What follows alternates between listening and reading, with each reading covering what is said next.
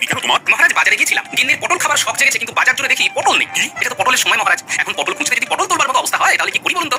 মহারাজ জরুরি রাজসভা চলছে, আপনি উপস্থিত আর আপনার গোপাল সেখানে বাজারে পটল খুঁজছে। মহারাজ যদি অভয় দেন তাহলে জানতে চাই যে আমি আসার আগে কি জরুরি কাজ হচ্ছিল। গোপাল, তুমিও দেখছি ভয় পাচ্ছ। যাই হোক, তোমার আসার আগেই পণ্ডিতের পাঠশালার কথা হচ্ছিল। হ্যাঁ, আমার ওই নাতিপুতিরা যাচ্ছে। কিন্তু পণ্ডিতের পাঠশালার চালা যে ভেঙে পড়েছে। তাই নাকি? কই আমি কিছু জানি না তো। না না মহারাজ, এরকম মনে হয় কিছু হয়নি। দেখেছেন মহারাজ, দেখেছেন গোপালের কথা, ও নিজেই এখন পণ্ডিতের কথা কাটছে, ও আসলে চায় না, ওকে বাদ দিয়ে। দেরি কেন তোমার? মহারাজ বাজারে গিয়েছিলাম, গিন্নির পটল খাবার শখ জেগেছে, কিন্তু বাজার জুড়ে দেখি পটল নেই। কি? এটা তো পটলের সময় মহারাজ, এখন পটল খুঁজতে যদি পটল তোলবার মতো অবস্থা হয় তাহলে কি করি বলুন তো? মহারাজ জরুরি রাজসভা চলছে, আপনি উপস্থিত আর আপনার গোপাল সেখানে বাজারে পটল খুঁজছে। মহারাজ যদি অভয় দেন তাহলে জানতে চাই যে আমি আসার আগে কি জরুরি কাজ হচ্ছিল। গোপাল, তুমিও দেখছি ভয় পাচ্ছ। যাই হোক, তোমার আসার আগেই পণ্ডিতের পাঠশালার কথা হচ্ছিল। হ্যাঁ, আমার ওই নাতিপুতিরা যাচ্ছে।